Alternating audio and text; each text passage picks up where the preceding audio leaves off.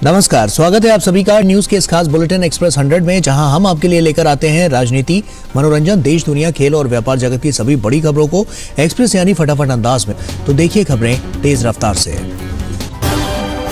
बृजभूषण शरण सिंह ने नहीं छोड़ा महिला पहलवानों के यौन उत्पीड़न का कोई मौका, कोर्ट में बोली दिल्ली पुलिस। बता दें कि भारतीय कुश्ती महासंघ के पूर्व प्रमुख और बीजेपी सांसद बृजभूषण शरण सिंह के खिलाफ दर्ज कथित यौन उत्पीड़न मामले में कोर्ट ने उन्हें पेशी से एक दिन की छूट दी है। दिल्ली पुलिस ने कहा है कि आरोपी बृजभूषण सिंह ने महिला पहलवानों का यौन उत्पीड़न करने का कोई मौका नहीं छोड़ा। पुलिस ने राउज एवेन्यू कोर्ट के अतिरिक्त मुख्य मेट्रोपॉलिटन मजिस्ट्रेट हरजीत सिंह जसपाल के सामने दलील देते हुए कहा कि बृजभूषण सिंह के खिलाफ आरोप तय करने के लिए पर्याप्त सबूत हैं। दिल्ली पुलिस ने बीजेपी सांसद बृजभूषण शरण सिंह के खिलाफ मामले में ताजिकिस्तान की कथित घटनाओं का हवाला देते हुए दावा किया कि ये घटनाएं उनके कार्यों को दर्शाती है। पुलिस के मुताबिक ताजिकिस्तान में एक कार्यक्रम के दौरान बृजभूषण सिंह ने एक महिला पहलवान को जबरन गले लगाया और बाद में अपने कृत्य को ये कहकर उचित ठहराया कि उसने ऐसा एक पिता की तरह किया। ताजिकिस्तान में एशियाई चैंपियनशिप की एक अन्य शिकायत में आरोप लगाया गया कि बृजभूषण सिंह ने बिना अनुमति के एक महिला पहलवान की शर्ट उठाई, उसके पेट को अनुचित तरीके से छुआ। दिल्ली पुलिस ने तर्क दिया कि यह घटना भारत के बाहर हुई, लेकिन मामले के लिए उपयुक्त थी।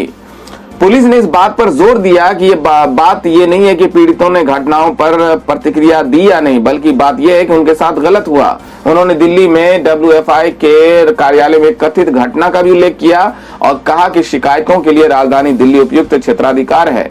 मामले की विस्तार से सुनवाई के बाद ACMS ने मामले की अगली सुनवाई 7 अक्टूबर को तय की है। पिछली सुनवाई के दौरान दिल्ली पुलिस ने कोर्ट को बताया था कि उनके खिलाफ लगाए गए आरोपों की जांच के लिए सरकार की ओर से गठित निगरानी समिति ने उन्हें दोषमुक्त नहीं किया था।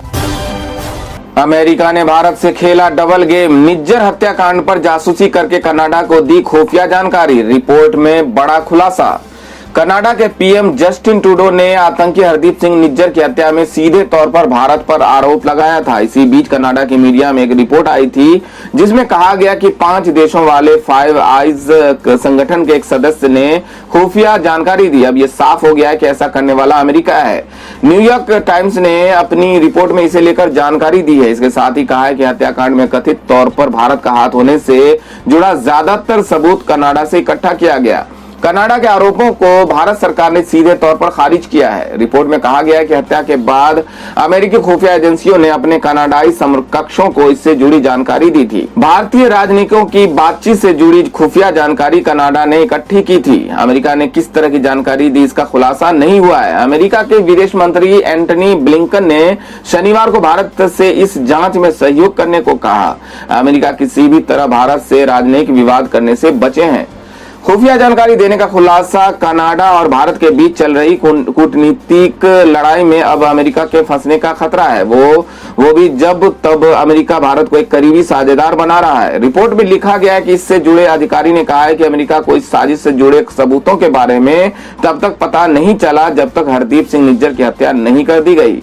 हरदीप सिंह निज्जर खालिस्तान समर्थक था जो भारत का मोस्ट वांटेड आतंकी था। 18 जून को वैंकूवर में इसकी गोली मारकर हत्या कर दी गई थी। आरक्षण के विरोध में उतरे ओम प्रकाश राजभर, बताया किन्हें नहीं मिलना चाहिए रिजर्वेशन का लाभ। बता दें कि उत्तर प्रदेश के बलरामपुर पहुंचे सुहेल देव भारतीय समाज पार्टी के अध्यक्ष ओम प्रकाश राजभर ने DM, SP, DIG, DGP और मंत्री को आरक्षण का लाभ देने पर विरोध किया है। उन्होंने कहा कि आज देश में DM, SP, DIG, DGP और मंत्री हो गया, उसे आरक्षण की क्या जरूरत है। बाबा साहेब आम्बेडकर ने आरक्षण को उसके लिए दिया था जो पिछली पायदान पर है, लेकिन आज जो आरक्षण पा गया वो वही आरक्षण का लाभ ले रहा है। इस मौके पर राजभर ने लोकसभा में बीजेपी सांसद रमेश बिधूरी की ओर से BSP MP दानिश अली पर की गई अमर्यादित टिप्पणी पर भी विरोध जताया। उन्होंने कहा कि हम इस तरह के बयान का पक्ष में नहीं है, इस तरह की भाषा का प्रयोग नहीं होना चाहिए। उन्होंने कहा कि इस मामले पर बीजेपी के बड़े नेता और रक्षा मंत्री राजनाथ सिंह की ओर से माफी मांगी जा चुकी है, इसलिए अब कोई सवाल बचता नहीं है क्योंकि किसी को फांसी तो नहीं दी जा सकती। साथ ही राजभर ने महिला आरक्षण बिल पर कहा कि ये पिछले 2 दशकों से लटका पड़ा था, लेकिन पीएम मोदी ने इसे लागू कर एक नई शुरुआत की है। उन्होंने कहा कि जिस तरह पंचायत चुनाव में सामान्य पिछड़ा अनुसूचित जाति को आरक्षण मिलता है, वही व्यवस्था यहाँ भी बने। राजभर ने कहा कि महिला आरक्षण में कई प्रक्रिया है, पहले सर्वे होगा, जांच होगा, फिर आरक्षण व्यवस्था लागू होगी। उन्होंने कहा कि एनडीए में होने की वजह से अपनी पार्टी की तरफ से इस बात को रखने का प्रयास कर रहे हैं। इंडिया के नेताओं ने नीतीश को पीएम उम्मीदवार माना, जल्द होगा ऐलान। बड़े नेता ने कर दिया बड़ा दावा। बता दें कि यूपीए के नए स्वरूप इंडिया के नेताओं ने नीतीश कुमार को पीएम उम्मीदवार मान लिया है। इसका ऐलान जल्द ही कर दिया जाएगा। ये दावा हमारा नहीं बल्कि बिहार के एक बड़े नेता का है। उनका दावा है कि नीतीश की पीएम उम्मीदवारी पर इंडिया में सहमति तक बन गई है। ये दावा किसी और ने नहीं बल्कि बिहार विधानसभा के डिप्टी स्पीकर ने किया है। बिहार विधानसभा के उपाध्यक्ष महेश्वर हजारी ने शनिवार को दावा किया कि विपक्षी गठबंधन इंडिया के नेता नीतीश कुमार को प्रधानमंत्री पद के चेहरे के रूप में पेश करने पर सहमत हो गए हैं। उन्होंने कहा कि इस संबंध में एक घोषणा निकट भविष्य में की जाएगी। दोस्तों, आने वाले लोकसभा में आप प्रधानमंत्री के तौर पर किन्हें देखना चाहते हैं? अपनी पसंद को हमें कमेंट करके जरूर बताएं। तो बढ़ते हैं अगली बड़ी खबर की ओर। कर्नाटक में बीजेपी संघ गठबंधन के बाद जेडीएस टूट के कगार पर 2 मुस्लिम नेताओं ने दिया इस्तीफा। बता दें कि लोकसभा चुनाव से पहले भारतीय जनता पार्टी से हाथ मिलाने के जनता दल सेकुलर के फैसले से निराश होकर क्षेत्रीय पार्टी से जुड़े 2 मुस्लिम नेताओं ने इस्तीफा दे दिया है। सियासी गलियारे में चर्चा है कि कुछ अन्य भी इस तरह के कदम पर विचार कर रहे हैं। जेडीएस कर्नाटक के उपाध्यक्ष सैयद शफीउल्लाह साहब ने पार्टी से अपने इस्तीफा पर कहा कि मैं पिछले 30 सालों से पार्टी के साथ था। हमारी पार्टी धर्मनिरपेक्ष साख पर कायम है और हमने हमेशा मतदाताओं के बीच धर्मनिरपेक्षता के सिद्धांतों पर प्रचार किया। अब अगर मेरी पार्टी किसी ऐसी पार्टी से हाथ मिला रही है जो समुदायों और जाति के बीच दरार पैदा करती है, उपदेश देती है, प्रचार करती है और सांप्रदायिक एजेंडे पर काम करती है, तो हम धर्मनिरपेक्ष नेता इसका विरोध करते हैं। वहीं फरजाना ने जेडीएस मीडिया सेल के प्रमुख श्रीकांत गौड़ा को लिखे पत्र में कहा कि वो वैचारिक मतभेदों के कारण पार्टी के प्रवक्ता पद से इस्तीफा दे रही हैं। बाद में एक सोशल मीडिया पोस्ट में उन्होंने पार्टी छोड़ने की घोषणा की।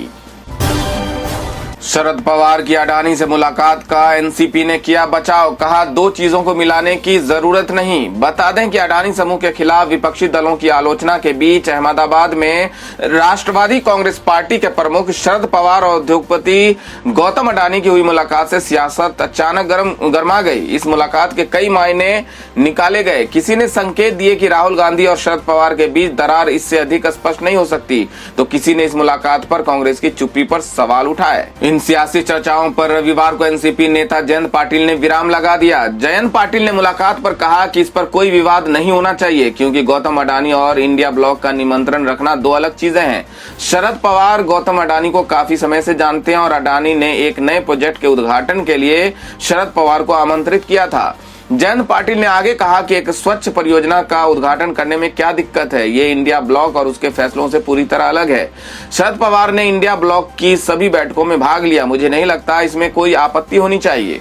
शरद पवार और गौतम अडानी की एक पौधे का रिबन काटते हुए तस्वीर को बीजेपी नेता द्वारा हरी झंडी दिखाए जाने के बाद एनसीपी नेता ने कहा कि दोनों चीजों को मिलाने की कोई जरूरत नहीं है। उन्होंने पूछा कि क्या कांग्रेस नेता राहुल गांधी इस पर टिप्पणी करेंगे।